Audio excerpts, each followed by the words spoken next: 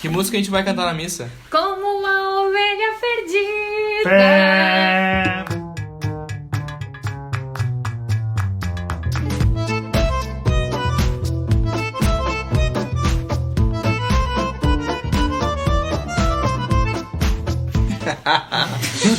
Resposta errada. Errou! Agora tá todo mundo em choque com essa introdução. O Como que assim? significa isso? Sabe aquela promessa Daquele outro episódio. daquele outro episódio, Vini? Que é tipo, no final tem assim, continua. É Reticências. tipo isso.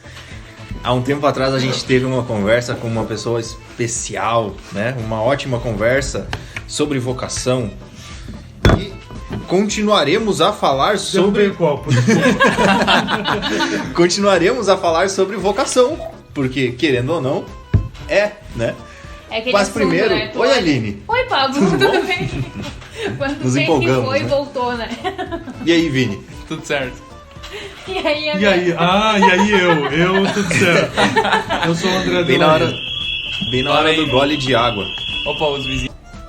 Depois que o alarme foi desligado, estamos aqui novamente. A gente tá bem, ninguém tá assaltando, tá? Eu não acho. foi fogo também? O Não incêndio tem- tá no episódio, Não tem arma na nossa cabeça. Isso. É o que eles estão fazendo a gente Muito dizer. bem, voltei então. Prazer em rever os amigos. Isso. Faz tempo, né? Faz tempo. Pois é, de lá pra cá tudo certo também. Tudo certo, Coisa tudo boa. certo. Hoje falaremos sobre um assunto diferente, né? Isso. Por que diferente? Porque é muito amplo, né? É muito amplo. E nós viemos aqui bem calçados para poder conversar sobre isso. Falaremos sobre música, Música litúrgica? sobre De novo, assalto, O alarme músicas toca de novamente. assalto. Não, vamos começar lá pelo básico. Tipo, o que é música? É uma junção de barulhos? Não Esse deixa- alarme? Por exemplo, esse alarme. A gente tem que... é um assunto bastante amplo, gera bastante controvérsia, às vezes nos conceitos, né, do que é música, mas basicamente é a combinação de sons, a combinação proposital de sons, né, isso que distingue do ruído. Né? O ruído, que é o caso do alarme agora, isso é um ruído. Ele pode estar contextualizado dentro de uma composição, por exemplo, que pede que tenha algum sentido ali e que tenha um sentido não só conceitual, né, daquilo que o compositor ou os executantes querem, mas que tenha um sentido musical, né, que faça parte de uma estética musical que tem que ser objetivado. Eu acho que eu tô falando difícil, né?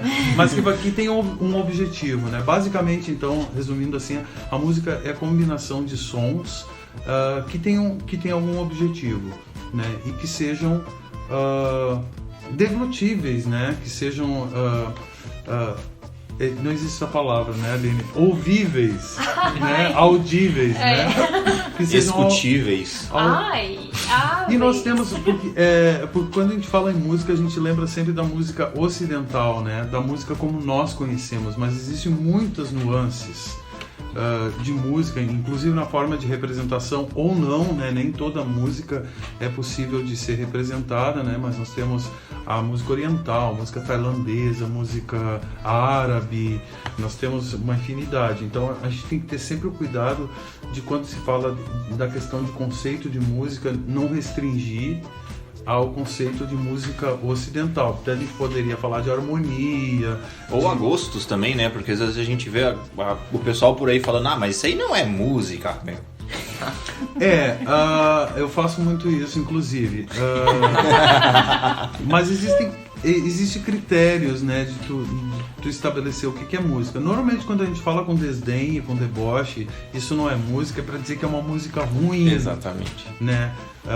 Que tenha um objetivo um pouco nobre, que não enalteça nem virtudes, ou coisa assim, ou que às vezes a gente vê muito esses batistacas, né? Essas coisas de música dancing e tal, de que às vezes não tem melodias, né? Ou a melodia passa a ser só uma coadjuvante, e a marcação e tudo mais. Claro, a gente sabe que é pro pessoal dançar, que é uma coisa realmente mais para alienação, né?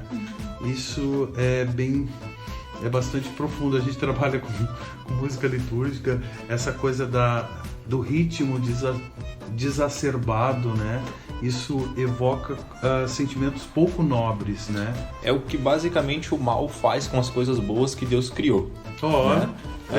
Exato. Por exemplo, a sexualidade é algo nobre, lindo, Deus pensou com tanto amor. Aí o mal vem e transforma em outra coisa. De libertinagem, enfim. E como que esse conjunto... eu até perdi. Conjunto de sons. Como esse conjunto de sons encontra a vida do André? De onde vem, onde a música entra na tua vida, assim, essa dedicação da tua vida à música, vem... meu pai ouvia, né? A história... tu quer saber um pouco da minha história musical, assim? Isso.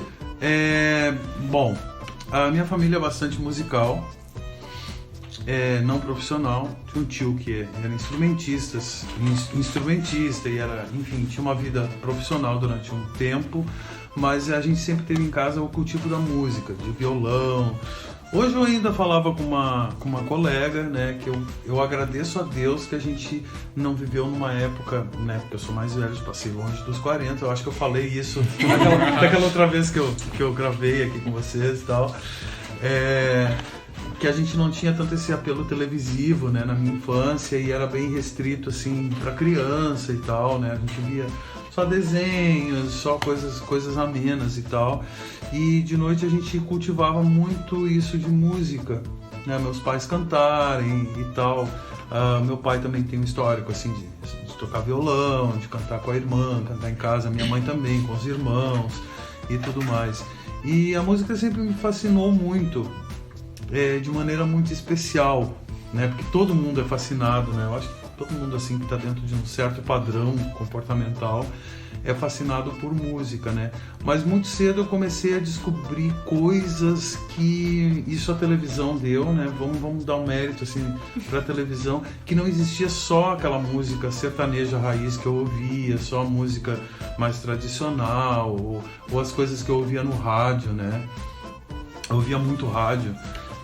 Eu descobri que tinha mais coisas e a televisão me dava. Não era a época de vocês, mas tinha um programa muito legal que era Concertos Internacionais, que era na segunda-feira à noite na Globo, muito legal, apresentava óperas, obras, tipo Carmina Burana, de Karl Orff, ballet, de Léo Delibes, Tchaikovsky, uns negócios legais, Nona Sinfonia de Beethoven, muito legal, era bacana. Eu comecei a descobrir coisas assim, e a gente não tinha o acesso que tem na internet e tudo mais. Eu morava em Montenegro, eu sou de Montenegro, mas lá eu tinha sorte de ter a Fundarte, que é a Fundação Municipal de Artes, então tinha aulas de violino, aquelas coisas que não era acessível para mim, e eu nem pensava muito nessa possibilidade. Mas eu fui pro seminário muito cedo, eu fui com 14 anos, para o seminário de Gravataí, que na época Montenegro pertencia à diocese de Porto Alegre, ou arquidiocese, não era diocese autônoma, e lá eu descobri a aula de música de maneira, com 14 anos, para quem vai ser profissional é tardio,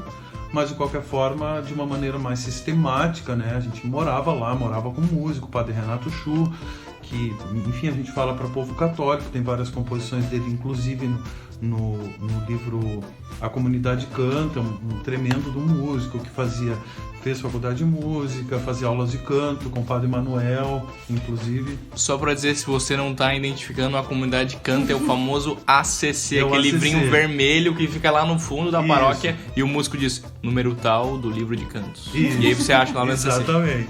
E que eu sou da época que eu tava no seminário, que foi o primeiro volume do ACC, que era o Azul Escuro. Olha aí, Nossa, esse eu nem tem conheci. na paróquia. O Azul Escuro. Bom, mas enfim. E daí descobri a música já de uma maneira mais sistematizada.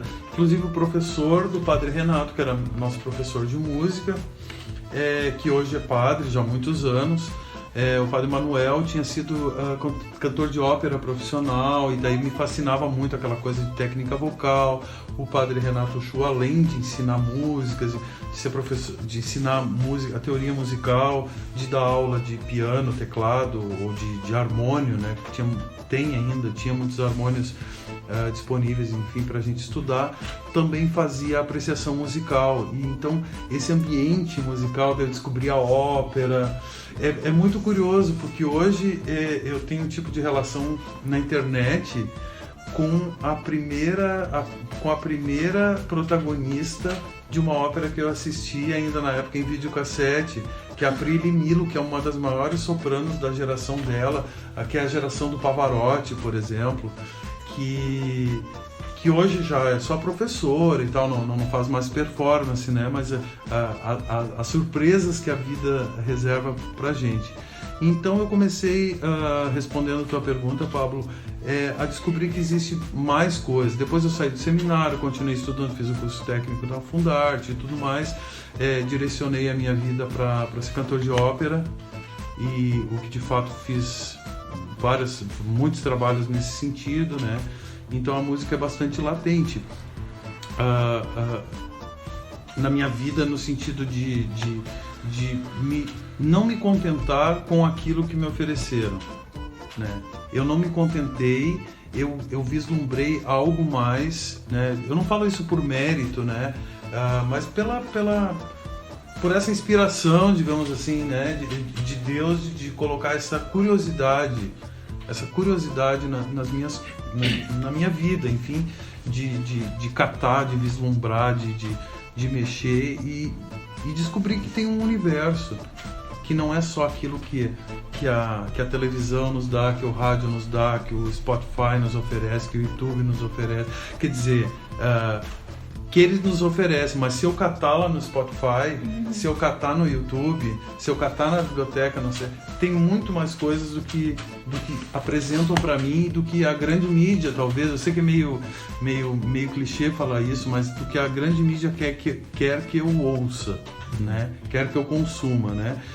Direcionei minha vida nesse sentido, paralelo digamos, a minha vida de católico, né? Sempre fiz coisas que eram condizentes, né, com as minhas convicções e tudo mais, porque sempre estavam relacionados ou com composições, com coisas da igreja, né, com textos, com missas, mas agora eu não estou falando de missa, aquela missa rezada que a gente vai pelo menos uma vez por semana, mas estou falando num gênero composicional, que são as partes da missa que os compositores exploram, né?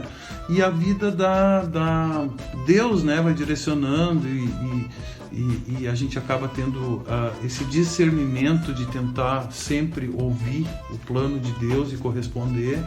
Acabei caindo na música litúrgica, né? Tudo parece que parece não, né? Fica muito evidente que todo o restante foi uma preparação, né? Eu ter me fascinado, que eu ainda sou, pelo universo da ópera. Isso me deu subsídios e me deu, digamos, um conhecimento mais abrangente das coisas de música, para hoje poder exercer minha profissão com maior propriedade, digamos assim, e aquilo que a gente falava fora aqui, né, Vini, de a gente não ficar restrito só ao que querem que a gente consuma. Só para contextualizar, vocês não estavam nessa conversa, foi uma conversa particular. A gente estava falando da questão das universidades ou faculdades, né, oferecerem alguns assuntos ou algumas disciplinas que ficam muito direcionadas e tu acaba não vendo todo, né? Não vendo todo, porque existe muito mais coisas para ser descoberta. Sempre tem. De um texto bíblico, a questão teológica, enfim.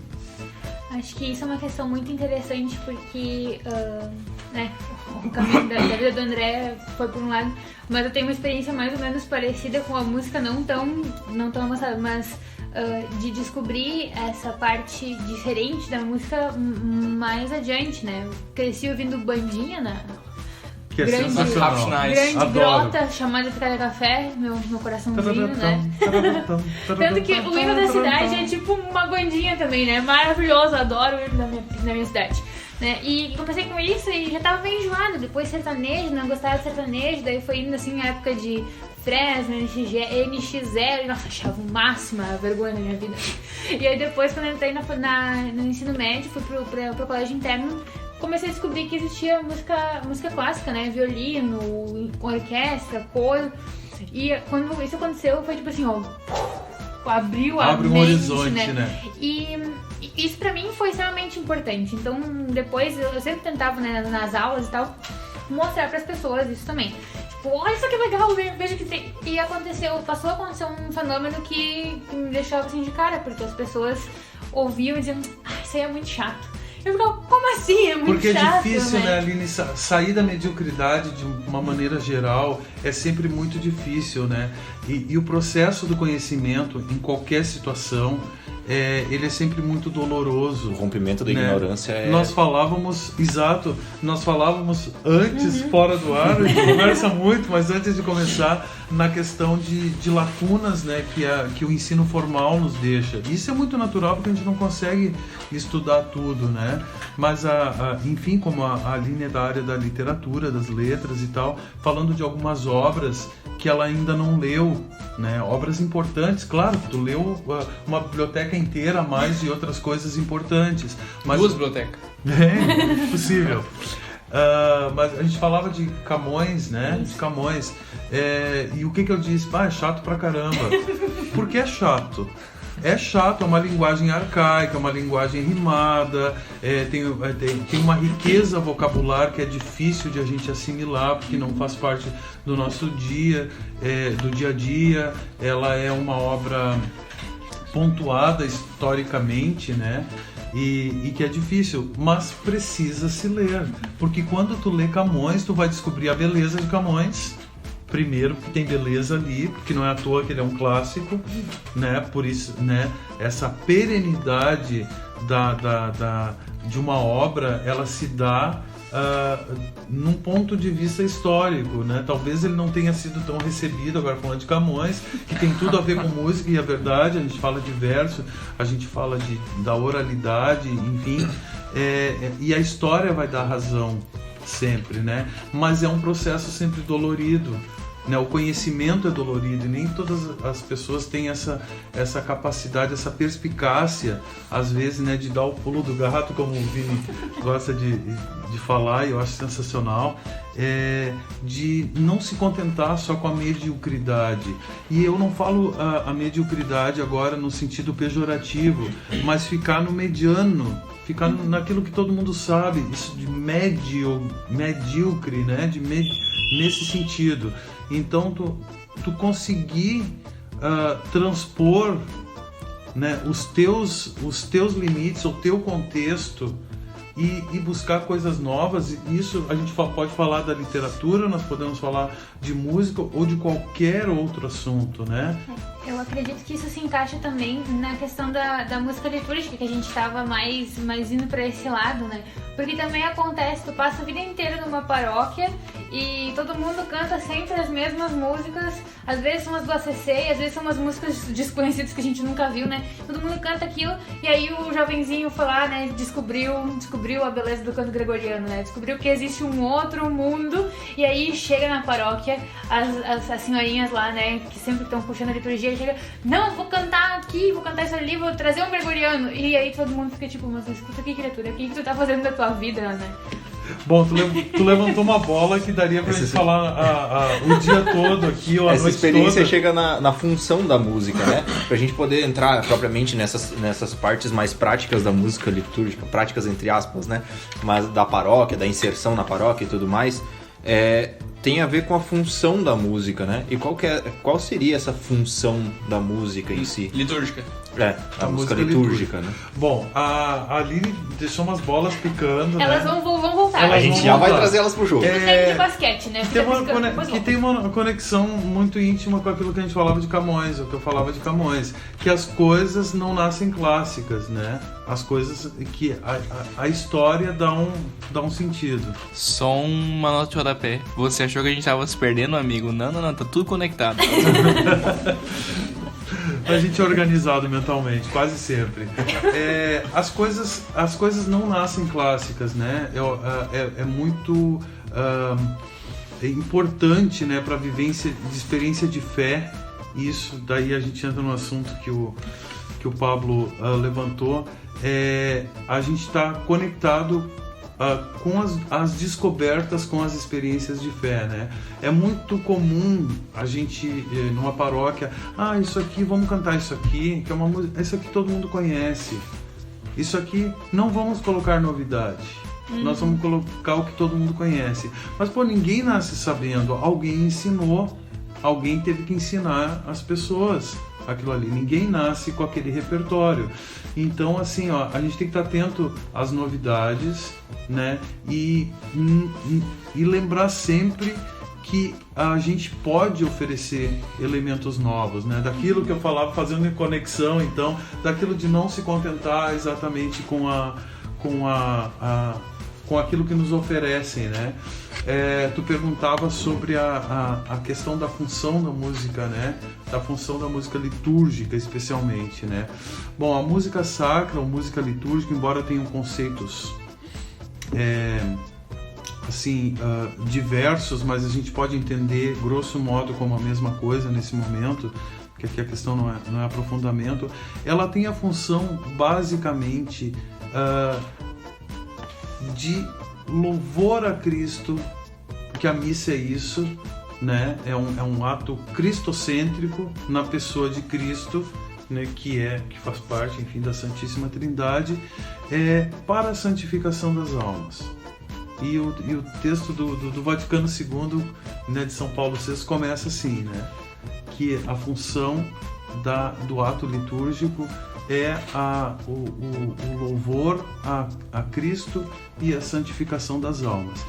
Então a música, para a gente ilustrar, e assim, o Vinícius gosta das minhas tiradas às vezes, é como se fosse uma moldura daquilo que já é belo, que a liturgia, ela já tem uma beleza sob muitos aspectos, né, sublimes. Primeiro porque é o mistério da morte e ressurreição, do sacrifício, mas também de ressurreição de Nosso Senhor, que acontece ali. Recheado com textos de profunda beleza que remonta séculos antes de Cristo. Vamos pegar o Santo, Santo, Santo, Santos, Dominus Deus Sabaoth. Santo, Santo, Santo, Senhor Deus dos Exércitos. Isso é livro de Isaías, né? Bendito que vem do Senhor. Hosana nas alturas. É livro do Apocalipse. Quer dizer, nós já temos uma riqueza só do ponto de vista literário de profunda beleza, né? Pontuais, tal qual Camões, dentro de um contexto histórico, mas que se torna perene pela grandeza e pela beleza e do sentido que aquilo ali tem na vida do cristão. Nós temos os Salmos, nós temos todas as leituras do Antigo e do Novo Testamento, nós temos, e isso é uma coisa do Concílio Vaticano II, que é de uma riqueza infindável, que é as orações compostas desde lá do início, lá com Santo Hipólito, São Justino, que aliás São Justino era leigo. São Justino era leigo e contribuiu, porque no outro episódio a gente falou, né, sobre vida de leigo, agora eu lembrei.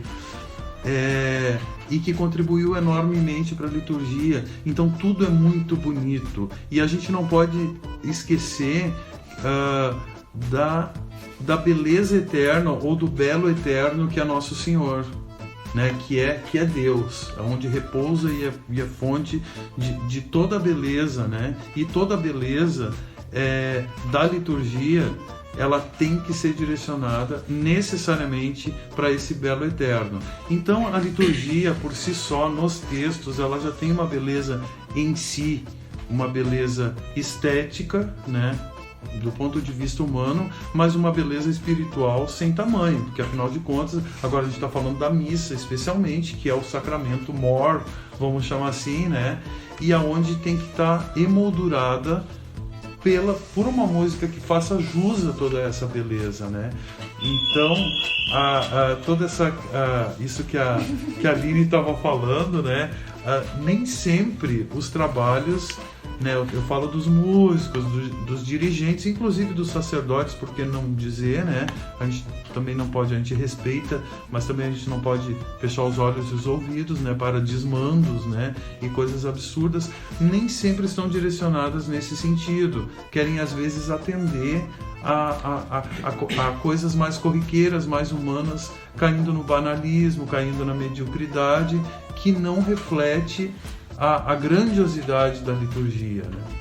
E uma coisa muito importante nesse fato da função da música litúrgica e propriamente dito na missa, é de que a gente vê também nas comunidades aquela história assim, tá, tem aquela pessoa lá que conhece uns cantos gregorianos lá, que conhece umas coisas mais, né, mais bonita, né, vamos dizer assim, a gente chama ele pra quê? Páscoa e Natal. O restante das outras missas não precisa disso aí tudo, né? E aí entra nesse problema, né? Onde daí a gente vai dar valor a mais para uma missa do que para outra, e entra essa mediocridade. Porque, é a missa de sábado ali, do meu grupo, tem meia dúzia de pessoas, vamos lá, vamos cantar essas aqui que estão aqui no papelzinho. Bom, Pablo, aqui, deu, né? Existem camadas, existe hierarquia. Assim, vamos falar agora de missal um pouco, não vamos aprofundar tanto, mas existe hierarquia, né? Domingo é uma festa, é uma missa especial. As festas, as solenidades de Páscoa realmente é de bom alvitre e é adequado que se dê relevo a essas celebrações, que não pode ser igual às cotidianas, a do tempo da semana, né? Do dia a dia, né? Então é muito interessante, porque o domingo santificado, ele tem que ter um relevo maior do que a missa do dia de semana, mas isso não quer dizer que tem que ser ruim do dia de semana. Eu vou falar um negócio aqui é um negócio mais descontraído, eu vou falar como músico agora, como católico, como músico católico, né? Eu sou músico, sou católico, mas além disso eu faço música católica, eu poderia fazer um outro tipo de música, por isso que eu faço essa distinção. Eu, André, particularmente, especialmente nas missas do dia de semana, eu prefiro missa sem música alguma do que música ruim. Também prefiro. É verdade. Né? Porque é um momento que tu tem contato com a liturgia pura. Missa seca. É a famosa missa seca. É a chamada missa seca, né? Que não tem problema nenhum. Ela já tem, como eu disse, ela já tem a beleza em si. Só que a música vai dar relevo a tudo isso. É como tu pegar um poema. Um poema, beleza, ele tem a beleza em si, dos versos, da inspiração, o que ele quer dizer, rima, métrica, se tiver, enfim. Mas agora, esse poema, pegar Schiller, beleza, Freude, schönen Goethe, funken Tochter aus Elysium, beleza. Meu Deus do céu, estou realizado. Beleza, é um verso maravilhoso de Schiller, lindo. Agora, ouvir isso no último movimento da Sinfonia número 9 de Beethoven é algo celestial, quer dizer, o que já era bonito, a música deu todo um relevo. Agora, usar toda essa beleza dos versos de Schiller, eu peguei esse exemplo porque a Aline, enfim, é expert nesse assunto, né?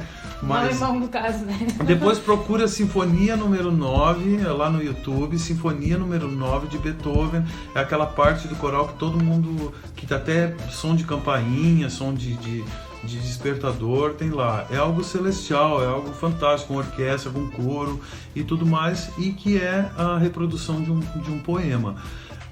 Então, com os textos sagrados é da mesma forma, né? Claro, nós não precisamos ter uma estrutura de orquestra sinfônica, de coral sinfônico, de cantores profissionais fazendo isso, né?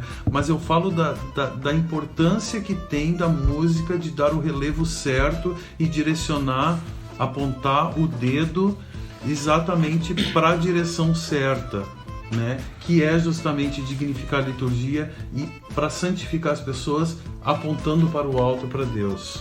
Agora que você falou isso, estamos fazer a outra pergunta de $1 milhão.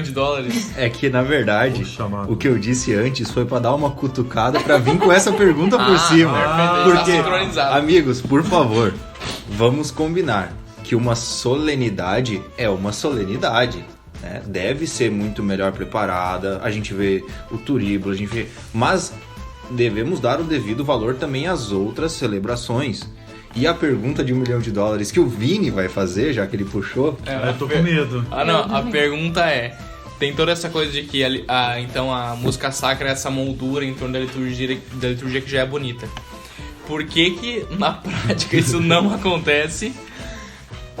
Vamos começar com essa pergunta. Por que na prática isso não acontece? Porque o cara chega na paróquia lá, tem vários níveis, né? Vamos dizer assim, tu pode explicar melhor que eu, mas vamos dizer que tem vários níveis de erro na música litúrgica. Tem primeiro aquele erro que o cara não tá nem seguindo o texto litúrgico, né? Porque as partes fixas da missa, acho que todo mundo sabe, mas as partes fixas da missa tem um texto e é aquele texto. Não, nem todo mundo sabe. Então vamos lá. É o famoso, né? Deus é santo. Eu vou deixar pra ti então. Bom, existe uma proposição da igreja que a igreja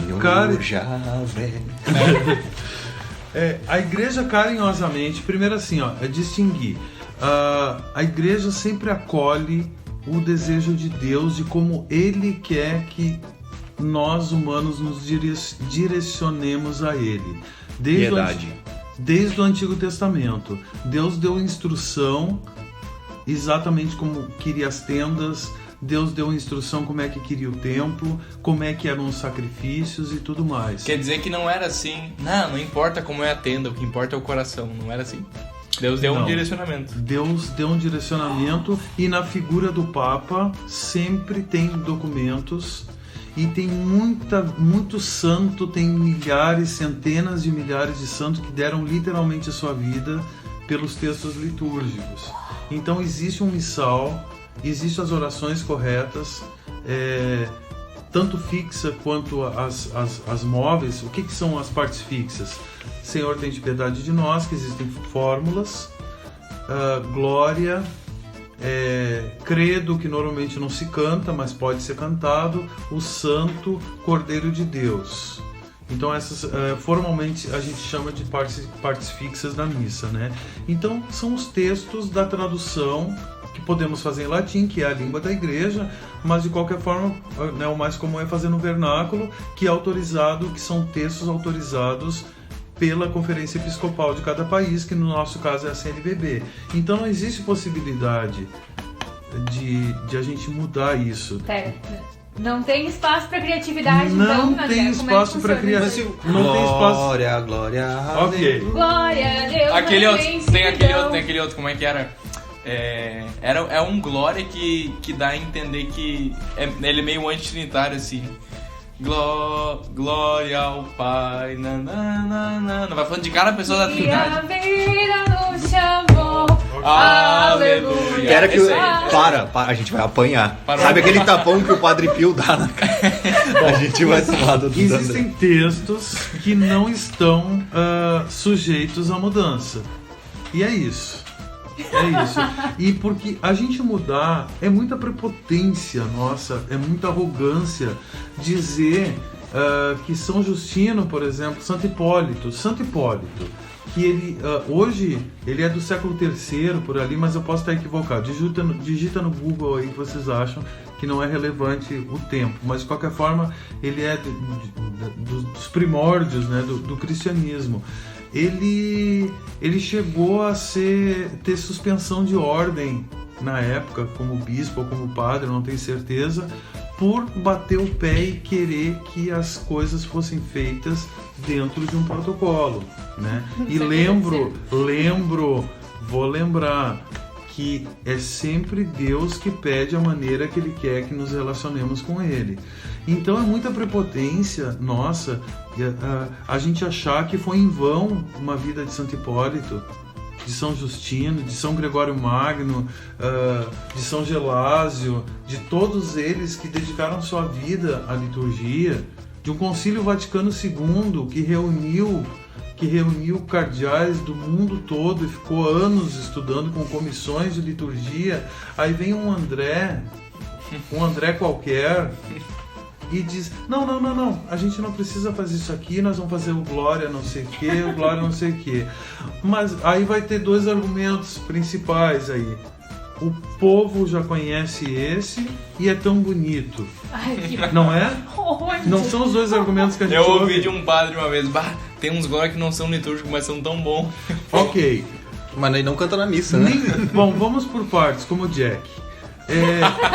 Nem tudo que é bonito cabe na liturgia. Eu sou bonito. A tua mãe dizia, né? A mãe diz ainda. Eu sou bonito, mas a minha beleza não cabe na liturgia. Porque tem que ser a beleza da liturgia. É brincadeira, tá? Nem sou Não dá pra fazer uma nem sou imagem tão tua e lindo assim. colocar lá. Mas nem tudo que é bonito. Fala de bandinha, né? Vai dizer que não Sim, é uma eu gracinha. gosto, né? Legal pra dançar com os amigos. Quem é do interior sabe o quanto tem assim, uma nostalgia, o quanto isso evoca fraternidade, diversão saudável entre as pessoas. Normalmente são músicos bons, porque tem que ser músico bom pra executar, com afinação, aqueles instrumentos todos, tem que estudar. Mas a bandinha não cabe na liturgia. Tem uma outra função, né? Exatamente, tem uma outra função. O outro argumento é as pessoas já conhecem. Aí voltamos ao Camões. Sim. Voltamos ao Camões, né? Aqui pra gente brincar um pouquinho. Vai ser o Camões. Camões não nasceu Camões, ele não nasceu clássico. Ele nasceu clássico. Se hoje a gente lê ou tem o desejo de ler Camões, é porque a gente sabe da importância, né, enfim, de Camões, mas a gente tem que aprender Camões. Ele não nasceu clássico, ele não nasceu no lugar que ele tem hoje na literatura. A mesma coisa repertório de missa. Né? A gente fala, do canto gregoriano, daqui a pouco eu sei que vocês vão tocar nesse assunto. O canto gregoriano um dia as composições foram novidades. E alguém disse, já vem esse cara aí com essa peça aí, esse Kyrie Angelis. Já vem essa novidade aí, um dia foi novo. Olha o Gregório lá inventando moda lá, ó as ideias desse cara aí. Exatamente. Então, esses dois argumentos vão por terra, mas é aquilo que a gente falou no início aqui da nossa conversa, é as pessoas saírem um pouco da sua região de conforto, né, e oferecerem coisas melhores. Mas para te oferecer coisa melhor, tu tem que ter argumentos, tu tem que ter a bagagem melhor. Então, assim, a gente tem muito isso. O guri... Eu tô falando hipoteticamente, mas a gente sabe que tem, assim, genericamente, a gente sabe que isso é a realidade. O guri toca violão bacana, tem outro que toca num bar ali, tem outro que toca na bandinha e vai fazer um som lá e vai tocar na igreja. Ok, é muito possível que essas pessoas sejam dotadas de talento e de conhecimento musical. Só que a música que serve para bandinha, ela não serve para aquilo lá. E o jeito de tocar também é diferente. Será que a bandinha não é para eu dançar? E a música da liturgia não é para emoldurar os textos sagrados? Olha, vamos observar uma coisa, pelo menos as belas igrejas e boas igrejas, eu estou falando de edificação agora, elas que enfim falaram da minha parte, né? Estão falando de Camões, agora vamos falar de arquitetura, é isso? Vamos falar de arquitetura. Beleza, vamos falar de arquitetura. Olha só, as igrejas sempre tiveram isso, e eu estou falando agora já desde lá das tendas e do templo de Salomão, sempre tiveram assim, a função de isolamento das coisas externas. Estou falando de edificação, para tu entrar no mistério. A gente vê o próprio, como o anjo se dirige a Zacarias, né? Lá no início do Evangelho, e ali descreve já no Novo Testamento como é que era eleito as pessoas que poderiam entrar no Santo dos Santos, entrar, né, oferecer sacrifícios e tudo mais. Quer dizer, tinha uma roupa especial, tinha ritual de purificação, de abstenção, inclusive sexual, né, dos casados e tal. Para isso, a maneira como vai se dirigir e isolando de todo o resto, né? Não é tu te fechar para as coisas externas na tua vida, mas no momento ritualístico, né, tu tem isolamento de som e as igrejas se propiciam isso, tu tem uma acústica interna, tu tem vitrais, até a luz do sol ela não bate direto dentro das igrejas, não tem janela, existem vitrais, né, que toda ela peneirada com cor, com com ilustração de vida de santos ou de Com símbolos. catequeses, né? Porque esse era o objetivo da arquitetura, era catequizar ali, né? Com símbolos cristãos ou passagens da vida de Nosso Senhor, de Nossa Senhora e tudo mais. Então existe uma coisa que é deixar o paganismo, deixar a bandinha que a gente adora ali no lugar dela, que é lá na nossa casa, no salão, lá onde a gente quer dançar, salão paroquial, salão social. Exatamente, na festa lá, deixa a bandinha lá. E aqui dentro da igreja nós vamos fazer uma outra coisa. Podemos sim usar os talentos que tem lá, mas nós vamos fazer uma outra coisa. O cara que toca em barzinho, ele vai tocar, sei lá, bossa nova, vai tocar MPB, NX0, qualquer coisa, que é tudo muito bacana, que é legal, porque tem um momento certo. Só que na igreja nós vamos fazer uma outra coisa quando a gente passar a entender o que está acontecendo lá, que é o mistério, né? Primeiro tem toda a liturgia da palavra, né? Que a palavra tem que estar em primeiro lugar. Depois tem o mistério do sacrifício de Nosso Senhor ali. E só para dar um exemplo, nós temos o Cordeiro de Deus, né? Bom, a gente sabe, nós somos católicos, o Cordeiro sempre, até Jesus Cristo, era o sacrificado, né? Era o cordeiro, literalmente, a ovelhinha lá, né? Que era sacrificado. E São João Batista muda isso, essa perspectiva. Ele diz, tá vindo ali o Cordeiro de Deus. Aquele que é o Cordeiro, aquele que vai ser... eu não sei se ele tinha isso em nível consciente, ou por inspiração do Espírito Santo, mas aquele que vai ser sacrificado agora, que é Nosso Senhor. Então eu sei que talvez até choque um pouco, quando nós estamos saudando Jesus Cristo ali, Cordeiro de Deus que tirais o pecado do mundo, tende piedade de nós e dai-nos a paz, nós estamos saudando um homem brutalmente assassinado, com sacrifício de cruz.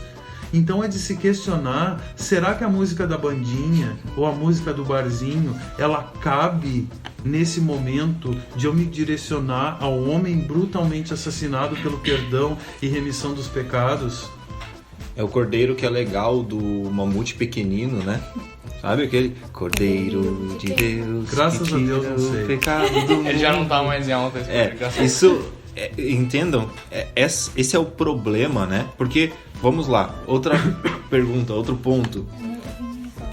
Eu queria falar um negócio. Fala. Não, isso que tu tá falando fecha muito com aquilo que a gente também conversou antes de gravar. Que a gente tava falando que às vezes o nosso problema não é que é o nosso problema, mas pessoas que se convertem depois, que nunca tiveram nenhum contato com a igreja e se convertem depois, elas percebem muito mais o valor das coisas e ficam chocadas com as coisas. Porque veja, próxima vez que você for na missa, pensa nisso. Tenta imaginar que tu é alguém que não conhece nada da missa, nada do cristianismo e tá vendo aquilo ali. Fica claro que aquilo ali é um ritual. Uma coisa mística, só que a gente se acostuma com a missa. E não é encontro social. O encontro social a gente faz depois, aí com a bandinha, com a NX0, com a quermesse, barzinho, não tem problema. Mas as coisas estando no lugar certo. Se tu chegar pra maioria das pessoas e dizer, a missa é um ritual, a pessoa vai dizer, não, Deus me livre, da onde? Mas olha, o padre coloca uma roupa especial, ele entra todo solene. Todo um ornamento, existe os livros, uns livros especial, grande, com letra brilhosa, tem um incenso que a gente coloca uma fumaça, é um negócio cheio de símbolo. Tanto que se não for feito da forma do rito, não é válido. Tem isso também. O que eu vou dizer assim, é que muitas pessoas vão falar a palavra rubricismo. Rubricas são instruções, né? Assim, grosso modo, é isso que quer dizer. São instruções. E existem instruções para cada coisa dentro desse ritual. A acusação de rubricismo é sempre assim, vamos fazer o que deve ser feito. Ok, às vezes a gente não tem que ceder a tudo que está escrito, né? Existe essa possibilidade, depois do Concílio Vaticano II, de algum afrouxamento, de alguma flexibilização em algumas coisas que não tire a essência. Só que as rubricas a gente tem que entender que não é um elemento escravizador. As rubricas é um instrumento orientador que a igreja nos oferece, que a igreja, né, o corpo místico de Cristo, né, na pessoa do Papa, né, que administra a lojinha por aqui até até a segunda vinda de Cristo, né, nos dá e nos aprova como amorosamente nós podemos. É uma orientação, é uma mãe. É aquilo de uma mãe orientando o filho. Como falar com Deus, né? É aquilo que a gente falou. Deus sempre indica como falar com ele.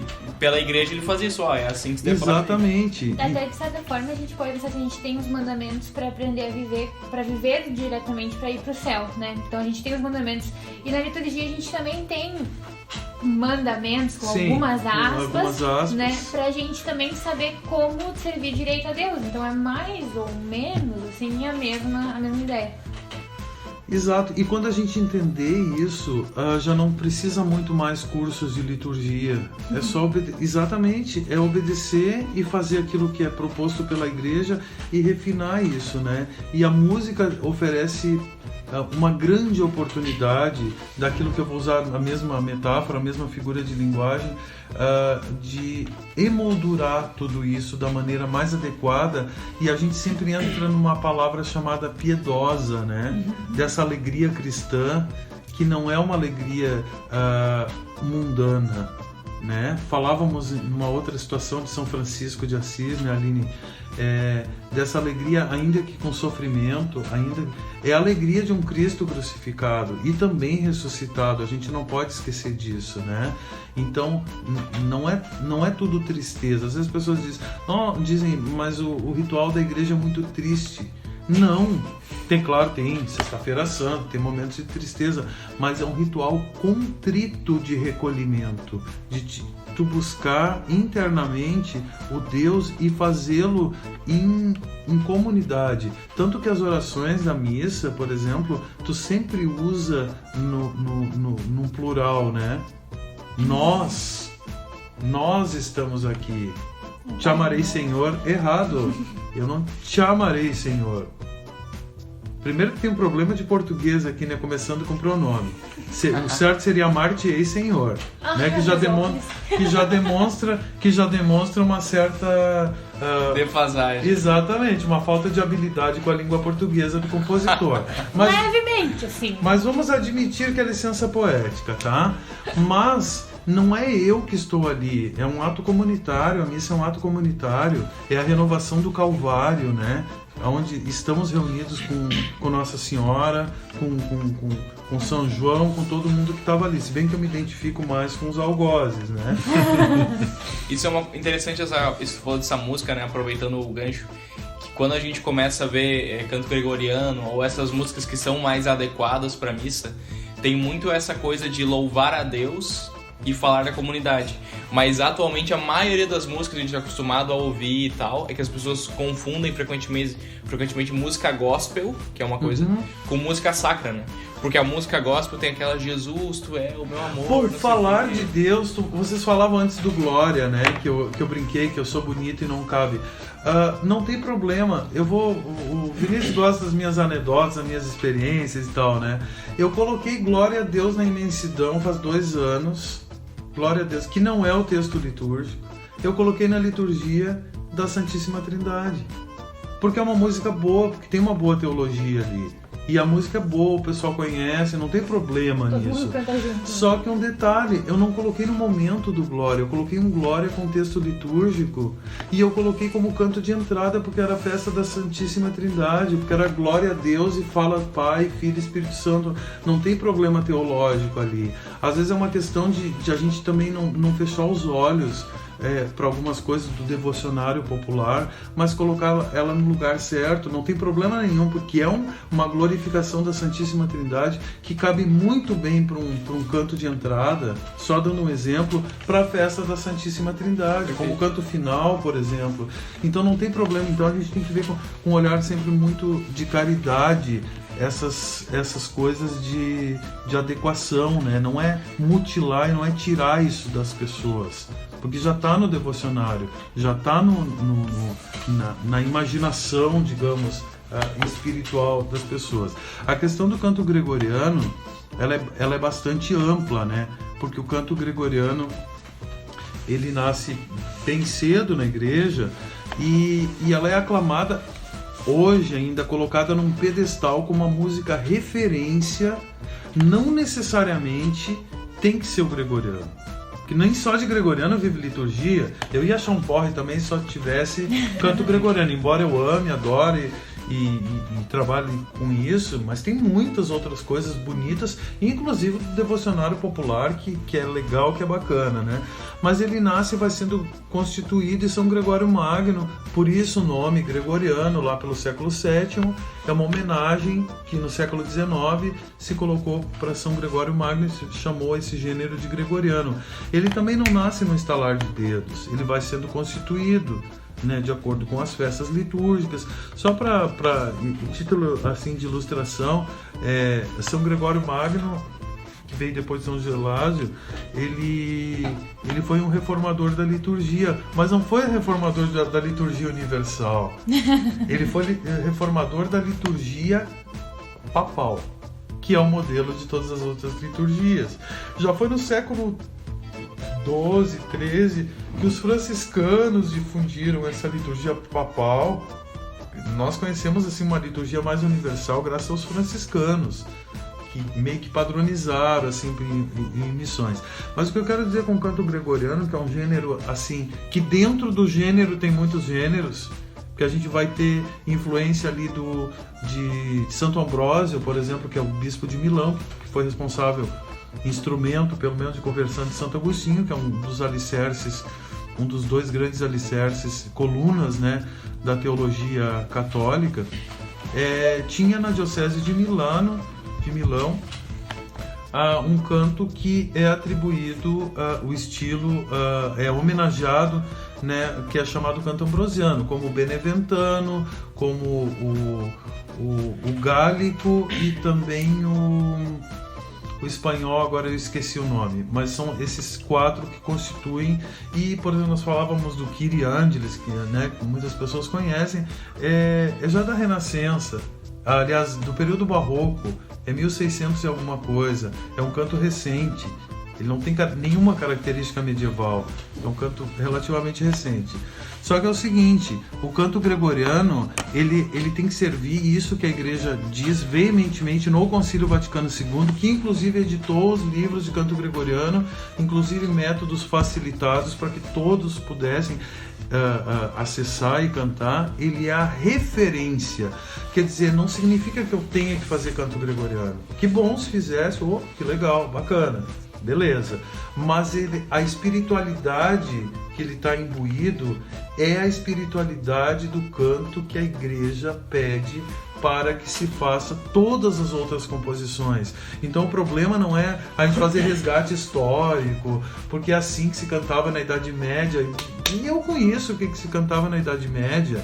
O problema não é o canto, mas o problema é o que subjaz esse canto. Que tipo de moldura, voltando à minha ilustração, que tipo de moldura eu estou dando para os textos, para aquele momento de experiência ritualística, mas que é uma experiência profunda e espiritual de renovação do sacrifício de Nosso Senhor. Então, o canto gregoriano, ele está no pedestal como uma referência. Mas que bom que se faça canto gregoriano, né? Mas as pessoas também têm que entender que nos foi omitido isso durante algumas décadas, especialmente do Concílio Vaticano II para cá, que se flexibilizou orações no vernáculo, em músicas no vernáculo, e caiu para um outro ambiente que inclusive com influência de música gospel, música evangélica e tudo mais, que não tem nada demais tu ouvir, mas não serve para liturgia. Desculpa dizer isso a queima-roupa, mas não serve para liturgia. Se tu gosta de como é que é Rosa de Saron, que legal, são baita dos músicos, letras bacanas e tudo mais, mas Rosa de Saron é pra te ver no show, pra ouvir o CD. Não, essas são de graças. Ouvir no Spotify. Não existe. Mas o que ela serve pra outra coisa. O que eu queria perguntar tem a ver com isso, porque então foi essa perda da referência do gregoriano que deixou as músicas litúrgicas tão bagunçadas como elas estão hoje. Eu vou dizer que eu penso que é o contrário. É a falta de espiritualidade que se impôs na missa e que virou encontro social, que virou homenagem para catequista, que virou parabéns a você, que é padre... Claro, não é o caso da nossa diocese aqui, é padre entrando de skate, fazendo, né, na igreja... Bíblia dentro do coco. A Bíblia dentro do a coco. Bíblia dentro do coco, fazendo e tudo mais. Foi isso que foi, digamos, agora me faltou a palavra, mas digamos o uso desse tipo de artifício, que não tem nada de sacro, que não tem nada de espiritual, que dá um outro sentido para a liturgia, foi isso que foi acabando tirando as músicas que... Como é que eu vou dizer em outras palavras, como é que uma bagunça dessa que a gente está falando agora, né, que são todas coisas reprováveis em liturgia, não sou eu que digo, isso é a igreja que diz, vão ler os documentos da igreja, né? Se alguém vai me criticar aí, vão ler, vão estudar, vão sair da mediocridade, né? Como é que um canto gregoriano, eu fui muito fundo, né? Mas uma polifonia, como é que um canto sacro de verdade, mesmo composto agora, nós temos o Marco Frisina, por exemplo, que é um dos grandes compositores da atualidade, vai ilustrar, vai emoldurar uma bagunça dessa. Não tem como. Então eu acho que a via ao contrária, não foi a música tirada para depois vir coisas medíocres e coisas de influência profana, pagã, e a música que acaba sendo música de banda, de bandinha, tudo que não barzinho devia. E tudo mais. Mas o movimento contrário foi, se tirou a espiritualidade, não completa evidentemente, mas se descaracterizou a majestade, vamos usar uma coisa mais elevada, do momento da missa, se tirou isso no modus operandi, ou seja, na maneira de fazer, e que não teve mais lugar para as coisas que a igreja sempre orientou, que a igreja sempre cultivou, espaço para os tesouros da igreja. E eu não estou falando de resgate histórico, de museologia, eu estou falando de tradição. Nós estamos falando de tradição. Mas tu é um tradicionalista, é um red thread. Olha, a igreja é pautada na tradição, né? Nos textos sagrados e na tradição, porque se a gente falar que o canto gregoriano, a polifonia, mas eu não estou só falando disso, ela é démodé, ela está fora de moda, então o que eu vou dizer de textos do Antigo Testamento? Exato, né? O que eu vou dizer do Evangelho, que são extremamente atuais? Então sempre. A gente vê que o que aconteceu com a humanidade interferiu dentro da igreja, vamos dizer assim, porque a gente tem aquela coisa utópica, né? Que a igreja é uma coisa, nós somos outra, a nossa vida é outra. Mas esse problema, então esse tal desse movimento ali que nós sabemos qual é o nome do movimento, mas não precisamos citá-lo, ele não fez única e exclusivamente que a missa virasse uma bagunça. Mas ele afastou as pessoas da espiritualidade. Exato, perdeu a espiritualidade. Agora, eu vou dizer assim, a nossa tendência, e é muito natural isso, porque somos seres históricos, né? Temos, né, esse conceito de passado, presente e futuro muito latente, né, na nossa vida, né? Então, a nossa tendência é sempre ver a igreja como um livro, né? Tu começa o Antigo Testamento, vai folhando o Evangelho, tempos apostólicos, patrísticas, Idade Média, e né? A gente vai Concílio Vaticano I, Concílio, são marcos, né? Agora na música, nos textos de liturgia, a gente tem que entender, tentar ter essa altivez de enxergar a igreja como um mapa onde as coisas convivem. Tu abre um mapa em cima da mesa e tu pode assim, quem me conhece, assim, meu trabalho de música, de músico, ou o trabalho com a música que eu faço, numa liturgia minha, que eu digo que eu elaboro, enfim, de acordo com a realidade pastoral, de acordo com a capacidade de músicos, tempos de ensaio, enfim. Também de acordo com a comunidade, né? Exato. Não do que a comunidade conhece, mas de acordo com os fatores, o contexto, com o contexto e os fatores que eu tenho. Na mesma liturgia pode ter canto gregoriano, pode ter polifonia, pode ter Irmã Miriam Collin, pode ter Frei Turra, livros do ACC, né, que a gente falava. Clássico. O clássico, lá Cor de Pinhão, né, a Capinha, pode ter Marco Frisina, tudo dentro da mesma liturgia, da mesma missa, e não tem problema nenhum.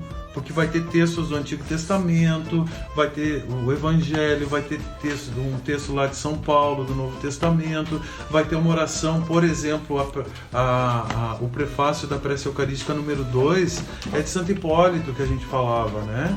Mas vai ter orações compostas agora no Concílio Vaticano II. Então, nós temos a gente falava de Tutti Frutti, a gente uma brincadeira, né? Vai ser uma salada de frutas. E que isso tudo é igreja, que a igreja é atemporal e não tem problema nenhum.